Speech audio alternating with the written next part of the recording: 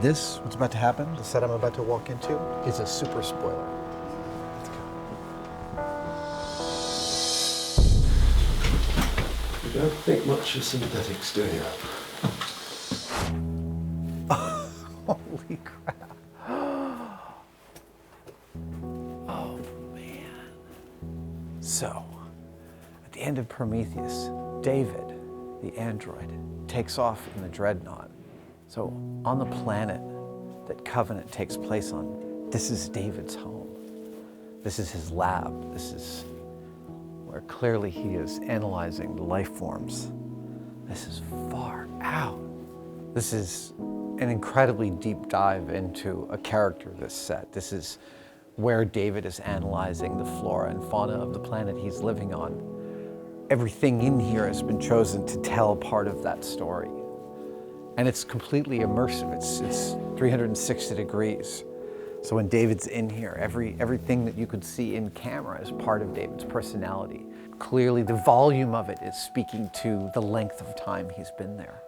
The depth of his analysis of a non-biological entity, examining biological entities.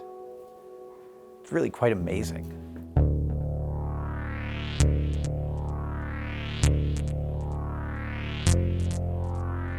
So here's the way to think about this. The set decorator, the art director, the production designer, and Ridley all work together on the story of David's life within this room. And it starts with Ridley, goes to his production designer, his art director. And every single person that's contributing to this is thinking about each of the pieces. Does it contribute to the story of David? Does it contribute to the story of the film? Does it add depth? And when you're in here and you're looking, the answer is yes. Every single thing, from the deckled edge of what's clearly supposed to be handmade paper, to the weathering, to the aging on the bugs that he's placed on pins, every single piece of it is part of this narrative. It's a really rare treat to be able to step into a set like this and feel so transported to a world. Even down to subtleties, like clearly this is David's working desk. So some of the other shelves are clearly for display. There's stuff placed on them carefully, but this is the work zone. This is where there's a piece of leather as a drawing surface. This is where a bone is laid out with holes in it, perhaps like a flute and drawings of a spine of some centipede. This is where he's actually doing the ideation, and it's messier. This is a craftsperson applying their own story, desks that they've worked at, and imagery and reference material that Ridley and the production designer and the team has put together in order to create this, so that when you're walking around this room, you feel, I mean, if you think about it, you feel kind of like a detective unpacking a story of the room. This is for display. This is for knowledge. These are older. This is newer. This is in progress. All of that's being told here. I know I'm banging on story, story, story, but even here, right here, there's an extra story layer. This is a nave. This is this pocket, and it's covered in gold leaf. It feels like a religious shrine. I'm sure that's the kind of iconography that Ridley's looking for with the space.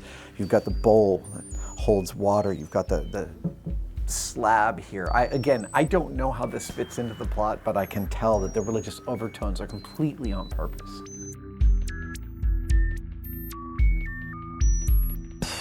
Okay, nobody told me I couldn't do this, so I'm looking at these scrolls. I want to know if there's something on them all. So I'm going to open it up. Oh, yeah, look at that. It's like a skull. So even down to the fact that there are drawings on every single one of these, that's the level of detail that's been gone into for this. And might I add, they've already filmed on this set. They're done with principal photography. So in a few days, all of this will be dismantled. It's all going away. And the only evidence of it will be the film.